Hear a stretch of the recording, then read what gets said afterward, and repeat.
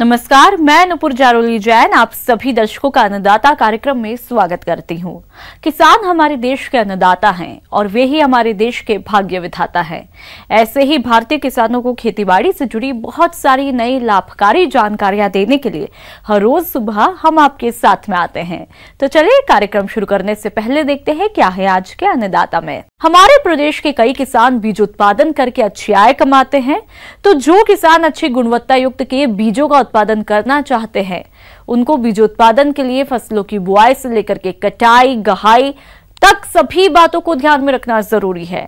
इस बारे में तकनीकी सुझाव दे रहे हैं केंद्रीय राज्य फार्म सरदारगढ़ श्री गंगानगर के सहायक महाप्रबंधक डॉक्टर आर के दाथी। जैसा कि हम जानते हैं कि बीज कृषि का आधार है और एक महत्वपूर्ण इनपुट है। बीज की गुणवत्ता को बनाना और देश के हर किसान तक पहुंचाना ही मुख्य उद्देश्य है। हमारे यहाँ फार्म पर विशेषज्ञों की पूरी टीम है, जिनकी देखरेख के अंदर फील्ड स्तर से लेकर यांत्रिकी में ये विधायन केंद्रों से लेकर पैकिंग कार्य से लेकर बीजों के भंडारण तक पूर्ण देखरेख के साथ ही बीज प्रमाणीकरण संस्था की देखरेख के अंदर बीजोत्पादन का कार्य किया जाता है और देश के हर कोने तक बीजों की मांग के अनुसार रियायती दरों पर उपलब्ध कराया जाता है। अधिक पैदावार के लिए अच्छी गुणवत्ता का बीज होना आवश्यक है। सामान्यतः घर के अनाज से निकाले गए बीज की तुलना में प्रमाणित बीज बोने से 15 से 20% अधिक पैदावार प्राप्त होती है। अच्छे बीजोत्पादन के लिए कुछ मुख्य बातों को ध्यान में रखना आवश्यक है, जो इस प्रकार से है। किस्मों का चयन क्षेत्र एवं उपलब्ध संसाधनों के आधार पर करना चाहिए। किसान भाइयों, अनाज दलहन तिलहन फसलों की पृथक्करण दूरी अलग अलग होती है, तो इसको ध्यान में रखते हुए फसलों की बुआई करनी चाहिए। इसके बाद कृषकों को अपनी फसल का समय समय पर निरीक्षण करना अत्यंत आवश्यक होता है। निरीक्षण की मुख्य 3 अवस्थाएं हैं: वानस्पतिक, पुष्पावस्था, फसल पकने की स्टेज पर निगम एवं बीज प्रमाणीकरण संस्था के तकनीकी अधिकारियों द्वारा फसल का पंजीकृत प्रक्षेत्रों का निरीक्षण किया जाता है। इस दौरान फसल में पाई गई कमियों, आइसोलेशन दूरी, खरपतवार व अन्य किस्मों के पौधों को निकालने के निर्देश दिए जाते हैं। बीज उत्पादन में रोगिंग एक महत्वपूर्ण प्रक्रिया है, जिसमें फसलों की कई अवस्थाओं में इसे किया जाता है। फूल आने से पहले ऊंचे नीचे पौधे निकालकर, फूल के समय फूल का रंग, पत्तियों का आकार देखकर, फसल पकने के समय लेकिन कटाई के पहले बालियों का रंग देखकर करते हैं। बीजोत्पादन के लिए फसल कटाई के समय विशेष रूप से ध्यान रखें कि किसी भी अन्य प्रकार की प्रजाति के बीज अथवा फसल न मिलने पाए। जिस खेत की फसल से बीज उत्पादन किया जाना है, उस फसल को पूर्ण रूप से पक जाने के बाद सही अवस्था में ही काटा जाना चाहिए। फसल कटाई के बाद मड़ाई के लिए पहले प्रयोग में लिए जाने से पूर्व थ्रेसर को अच्छी तरह से साफ करके मड़ाई करें। मड़ाई के बाद बीजों की छनाई की जाती है। इसके बाद बीजों की ग्रेडिंग करते हैं और बीजों की श्रेणीकरण के बाद बीज प्रमाणीकरण संस्थान द्वारा बीज को टेस्ट किया जाता है। टेस्ट में सही पाए जाने के बाद बीज को उपचारित करके बीजों के प्रकार के अनुसार टैग लगाकर पैकिंग की जाती है। इस प्रकार से बीज उत्पादन करके किसान अधिक आमदनी ले सकते हैं। इसके अलावा प्रदेश के किसान भाई फूलों का बीज उत्पादन करके भी अच्छी आय कमा सकते हैं। हमारे केंद्रीय राज्य फार्म सरदारगढ़ के अंतर्गत विभिन्न फसल प्रजातियों के बीजोत्पादन के अलावा किसानों की मांग को देखते हुए विभिन्न प्रकार के फूलों का बीजोत्पादन का कार्य भी यहाँ पर किया जाता है। देश की जो जानी मानी विश्वविद्यालय हैं, IARI है, वहाँ से नवीनतम फूलों की किस्मों को यहाँ लाकर उच्च सस्य वैज्ञानिक क्रियाओं का प्रयोग करते हुए यहाँ पर मुख्य रूप से मैरीगोल्ड, क्राइसैंथेमम और कैलेंडुला का बीजोत्पादन किया जाता है और आसपास के किसान इन फूल के बीजों को हमारे यहाँ से लेकर जाते हैं और अपने खेतों में लगाकर वो कम लागत के अंदर अधिक से अधिक आर्थिक लाभ प्राप्त करके संपन्न हो रहे हैं। किसान भाइयों, अब मिलते हैं एक बीज उत्पादन अधिकारी से और जानते हैं बीज प्रोसेसिंग के बारे में। इस समय प्रोसेसिंग प्लांट पर बीज विधायन का कार्य चल रहा है। वर्तमान में पैडी IR64 का विधायन कार्य चल रहा है। हमारे पास आधुनिक मशीनें हैं जिनसे जैसे प्री क्लीनर, ग्रेविटी सेपरेटर और इस ग्रेडर और इंडियन सिलेंडर से उच्च गुणवत्ता वाला बीज किसानों तक पहुंचाया जा रहा है। और पैकिंग का कार्य भी यहाँ पर चल रहा है। जैसे ग्वार HD 2-20 में पैकिंग का कार्य चल रहा है और 4 किलो पैकिंग का सीड हम उच्च गुणवत्ता वाला किसानों तक पहुंचाने का कार्य कर रहे हैं। किसान भाइयों, अभी तक आपने खेती से जुड़ी कुछ उपयोगी जानकारियां देखी।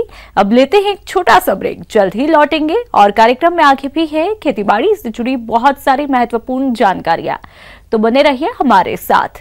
हमारे प्रदेश के अनेक किसान भाई टमाटर की खेती करके अधिक मुनाफा कमाते हैं, लेकिन उनकी टमाटर की फसल में फल छेदक कीट का प्रकोप होता रहता है, जिसकी वजह से फलों की गुणवत्ता खराब होती है। तो आप इस कीट की पहचान करके नियंत्रण के लिए क्या करें, इसकी जानकारी के लिए देखिए कार्यक्रम का ये अंश। हाँ साहब, मेरा नाम श्यामलाल है। मैंने इनकी फसल करी है, टमाटर की फसल करी है। इसमें कीट काट आ जाए तो उसका बचाव मैं कैसे कर सकूं, बताओ। बहुत बहुत धन्यवाद। जैसा कि हमारे किसान भाई श्यामलाल जी ने बहुत अच्छा क्वेश्चन किया है कि हमारे कौन कौन से कीट आ सकते हैं और हम उनका बचाव कैसे करें, तो मैं श्यामलाल जी को बताना चाहूँगा। इसमें एक सफ़ेद मक्खी जो एक रस चूसक कीट है, उसके आने की बहुत संभावना है। ये जो सफ़ेद मक्खी है, ये रस चूसक कीट है। ये जो पौधे की कोमल पत्तियाँ और टहनियाँ होती है, वहाँ से रस को चूसती है और पौधे को थोड़ा हल्का कर देती है, जिसके कारण पौधा आगे बढ़ नहीं पाता है और वो थोड़ा सा झाड़ीनुमा हो जाता है। टमाटर की फसल में सफेद मक्खी कीट के द्वारा पर्ण कुंचन रोग को एक पौधे से दूसरे पौधे में फैलाया जाता है और धीरे धीरे संपूर्ण खेत में ये रोग फैल जाता है। ऐसी रोगग्रस्त फसल से किसानों को बहुत ही कम उपज मिल पाती है और किसानों को भारी नुकसान उठाना पड़ता है। तो ये रस चूसता तो है ही, लेकिन उससे भी ये खतरनाक है कि ये वायरस को फैलाता है। जब इस पौधे में वायरस फैल जाता है तो इसकी जो पत्तियां है वो पीली पड़ जाती है, वो सिकुड़ जाती है, थोड़ी सी क्रिंकल हो जाती है और पौधा झाड़ीनुमा हो जाता है। इसके नियंत्रण के लिए हम जो डाइफेंथुरोन 50 WP आता है 1 ml प्रति लीटर के हिसाब से, या इमिडाक्लोप्राइड 17.8 SL 0.3 ml पर लीटर के हिसाब से अपन पौधे पे स्प्रे कर सकते हैं और इस कीट के प्रभाव से हम बच सकते हैं। किसान भाइयों, इन दवाओं को छिड़काव के साथ ही रोगग्रस्त पौधों को उखाड़ कर नष्ट कर दें, ताकि आगे ये रोग टमाटर की फसल में नहीं फैल पाए। अगर आप इन सभी को करते हैं तो इस रोग से टमाटर की फसल को खराब होने से बचा सकते हैं। डॉक्टर साहब, जो फल आता है ना टमाटर का, वो फिर बाद में गलने लग जाता है, तो ये उपाय बताओ साहब। जैसा कि हमारे किसान श्यामलाल जी ने पूछा कि जब इनके फल बनना स्टार्ट हो जाता है तो इनका फल गलने लग जाता है, मैं श्यामलाल जी को बताना चाहूँगा कि ये एक कीट आता है जिसको हम फल छेदक कीट कहते हैं। जब अपना फ्लावरिंग या जो पुष्प आने लग जाते हैं पौधे में, तब से इस कीट का अटैक होने लग जाता है, इसका आक्रमण होने लग जाता है। इसकी जो प्रारंभिक अवस्था है उसमें ये पत्तियों को खाता है और जैसे फिर फल बनने लग जाता है तो ये फल में छेद करके उसको खाना स्टार्ट कर देता है, जिससे हमारी टमाटर की फसल में भारी क्षति होती है और किसान को सीधे सीधे घाटे का सौदा साबित करती है। टमाटर की फसल में फल छेदक कीट फलों के अंदर घुसकर गूदे को खाता रहता है, जिससे फल काणे हो जाते हैं, जो कि फल किसी काम के नहीं रहते। ऐसे फलों का मंडी में भी किसानों को कोई बाजार भाव नहीं मिल पाता और इस कीट के अधिक आक्रमण के कारण कभी कभी तो किसानों को टमाटर की फसल में लगाई गई लागत भी निकालना मुश्किल हो जाती है। तो इस नुकसान को देखते हुए जरूरी हो जाता है कि आप इस कीट के नियंत्रण के लिए समय रहते उचित कदम उठाएं, ताकि इस होने वाली हानि से आप बच सकें और टमाटर का गुणवत्ता युक्त अधिक उत्पादन मिल सके। मैं इसके प्रभावी नियंत्रण के लिए बताना चाहूँगा कि जो हमारा जैव आधारित कीटनाशी है NPV न्यूक्लियर पॉलीहेड्रोसिस वायरस, उसका 112 LE प्रति बीघा के हिसाब से शाम के समय इसका छिड़काव करें और जो BT है, जो एक बैक्टीरिया है, उसका 300 ग्राम प्रति बीघा के हिसाब से इसका छिड़काव करें। ध्यान रहे किसान भाई, इन दोनों जैव आधारित कीटनाशकों का हमेशा उपयोग शाम के समय इसका छिड़काव करें, इसका दोपहर में या धूप के समय कभी नहीं करें। इसके अतिरिक्त हम बताना चाहेंगे किसान भाइयों को कि स्पाइनोसेड 45SC 0.3 ml पर लीटर या एमामेक्टिन बेंजोएट 5SG 0.5 ग्राम पर लीटर या इंडोक्साकार्ब 1 ml पर लीटर या फ्लूबेंडामाइड का स्प्रे हम इस कीट के नियंत्रण के लिए खेत में प्रयोग करके कर सकते हैं। आगे और भी है खेतीबाड़ी से जुड़ी बहुत सारी रोचक जानकारियां, पर यहाँ पर रुकेंगे एक और ब्रेक के लिए। जल्द हाजिर होते हैं। किसान भाइयों, गेहूं की कटाई का काम अब कंबाइन मशीन द्वारा किया जा रहा है, जिससे फसल का वही हिस्सा कटता है जिसमें बालियां होती है, बाकी का हिस्सा खेत में ही रहता है, जिसे किसान भाई जला के नष्ट करते हैं। इससे मिट्टी की उर्वरा शक्ति नष्ट होती है। तो इस तरह की समस्या से बचने के लिए एक जैव फॉर्मुलेशन तैयार किया है, जो फसल अवशेषों को डीकंपोज करके सड़ा देता है। तो आइए जानते हैं डॉक्टर संजय अरोड़ा से इस जैव फॉर्मुलेशन के बारे में। देखिए, जब फसल की कटाई हो जाती है उसके बाद किसान को खेत खाली चाहिए होता है अगली फसल लेने के लिए, तो वो उसको या तो जला देता है, और कुछ किसान आजकल उसको मिट्टी में दबा भी रहे हैं, पर वो डिकम्पोज बहुत जल्दी नहीं हो पाता। इसके कारण जो है हल चलाना मुश्किल होता है। CSSRI लखनऊ के वैज्ञानिक डॉक्टर संजय अरोड़ा ने एक ऐसे जीवाणु की खोज की है जो लगभग 20 दिन में इन अवशेषों को डिकम्पोज करके नष्ट कर देता है। ये जीवाणु तरल अवस्था में होता है, जिसे पानी के साथ मिलाकर पूरे खेत में छिड़काव कर देते हैं। लगभग 20 दिन बाद ये सड़कर डिकम्पोज हो जाता है। तो जो हमारे संस्थान द्वारा हेलो CRD नामक एक जैव फार्मूलेशन बनाया गया है, जो कि आप उसका इस्तेमाल जैसे ही आपकी मशीन द्वारा चाहे हाथ द्वारा अगर आप कटाई करवा देते हैं अपने फसलों की, जैसे कि अभी गेहूं की हो रही है, कटाई होने के बाद आप देखेंगे कि ठूठ जो है काफ़ी बड़ा ठूठ वहाँ पर मौजूद रह जाता है और बचे हुए अवशेष भी वहीं रह जाते हैं। तो उसके ऊपर इसका इस्तेमाल करने से इसको छिड़काव के रूप में इस्तेमाल किया जा सकता है। इसको 100 ml की बोतल को 200 लीटर के ड्रम में घोल के उसमें गोबर की खाद और थोड़ा सा गुड़ भी अगर डाल सकें तो वो उसको करने के बाद और छाछ मिला दें, और छाछ मिलाने के बाद 2-3 दिन बाद आप उसको स्प्रे कर दें। तो ऐसे 2-3 बार स्प्रे करने से आप देखेंगे कि जो डंठल, जो ठूठ और जो अवशेष बचे हुए हैं वो ऐसी गलन हो जाएगी उनके अंदर, वो गल जाएंगे एक रूप से कि आप उसमें अगली फसल को 20 से 21 दिनों में या ज़्यादा से ज़्यादा 25 दिनों में आप उसको, ये वातावरण पे डिपेंड करेगा। वातावरण में अगर जो है नमी और वातावरण में अगर जो है टेम्परेचर ज़्यादा ना हो या कम ना हो, तो इस चीज़ को ध्यान में रखते हुए हम ये कहते हैं कि 20-25 दिनों में ये ऐसी हालत में आ जाएंगे अवशेष कि आप अगली फसल ले सकेंगे। देखिए, इस जैव फार्मूलेशन जो हेलो CRD मैंने आपको बताया, इसके अंदर जो है ऐसे बैक्टीरिया, ऐसे सूक्ष्म जीव हैं जो कि सेलुलोज उनका भोजन है। सेलुलोज, हेमीसेलुलोज और लिग्निन, ये 3 ऐसे पदार्थ हैं जो कि आपके जो अवशेष हैं उनमें मौजूद होते हैं। तो उनके लिए वो खाना है, जीवाणुओं के लिए वो उसको खाएंगे और उसको खाने के प्रक्रिया में वो गलना शुरू हो जाएगा और कार्बन की मात्रा कम होती जाएगी। तो आप देखेंगे कि वो बहुत जो है वो गलनशील उनकी प्रक्रिया हो जाएगी और वो गल जाएंगे और ऐसी स्थिति में आ जाएंगे जो कि कड़क होते हैं, और कड़क ना होकर वो बिल्कुल सॉफ्ट हो जाएंगे, जो मुलायम हो जाएंगे, और मुलायम होने के बाद आप अपनी खेती उस पर हल चला सकते हैं। अन्नदाता हेल्पलाइन निःशुल्क फोन संपर्क सेवा के माध्यम से आपके द्वारा पूछे गए प्रश्नों में से 1 या 2 महत्वपूर्ण प्रश्नों को हम अपने कार्यक्रम में शामिल करते हैं, और इसी के तहत आज का चयनित प्रश्न और उसका जवाब इस प्रकार है। निःशुल्क अन्नदाता हेल्पलाइन में आज हमने जिस प्रश्न को शामिल किया है उसे पूछा है गांव अकोला, जिला भीलवाड़ा के मृत्युंजय शर्मा ने। आपने स्वीट कॉर्न मक्का की उन्नत किस्मों के बारे में जानकारी चाहिए है, तो इसके लिए देखिए कार्यक्रम का यह अंश। खेती में लगातार बढ़ती लागत और घटती आमदनी से परेशान होकर किसानों का खेती किसानी से मोह भंग होता जा रहा है, जो देश की खाद्य सुरक्षा के लिए सही संकेत नहीं है।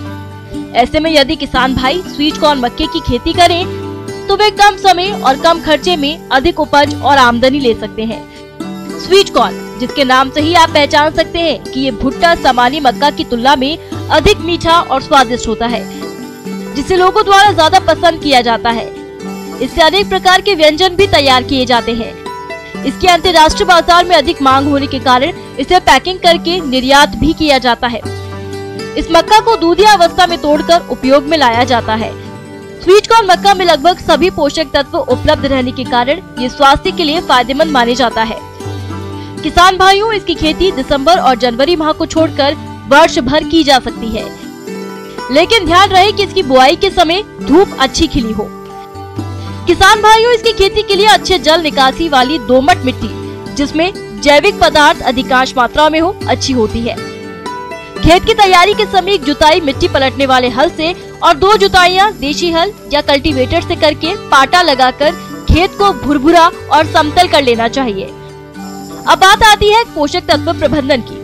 तो 20 टन सड़ी हुई गोबर की खाद, 210 kilogram urea, 130 kilogram DAP, 85 kilogram MOP, 20 kilogram zinc sulphate और 20 किलोग्राम गंधक प्रति हेक्टेयर प्रयोग में लाएं, जिसमें यूरिया के 80 किलोग्राम और अन्य पोषक तत्वों की पूरी मात्रा बुआई के समय दें और शेष 130 किलोग्राम यूरिया का प्रयोग आप 35 से 40 दिन की खड़ी फसल में टॉप ड्रेसिंग के रूप में कर दें, जिससे आपकी फसल की बढ़वार अच्छी होगी।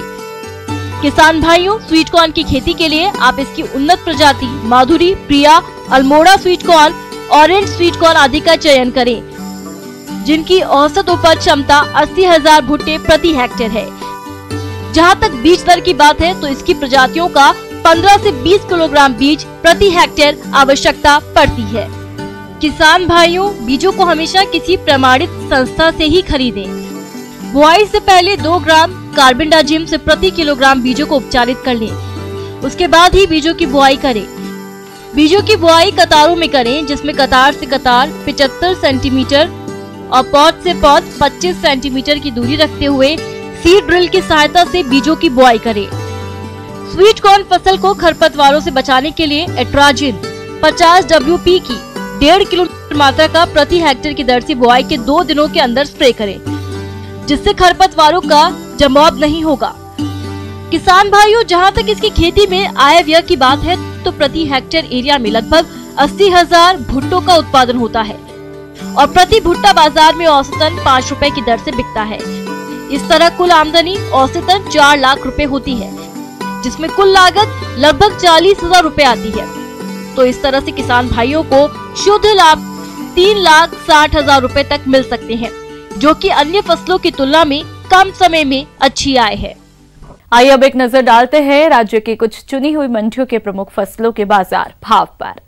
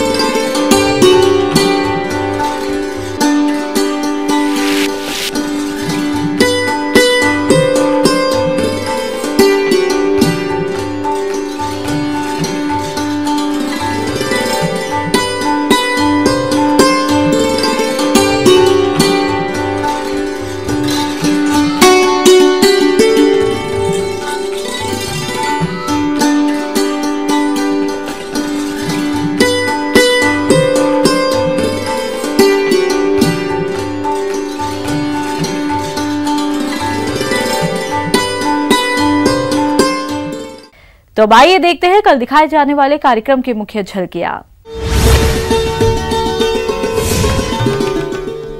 पृथ्वी दिवस पर अन्नदाता की खास पेशकश।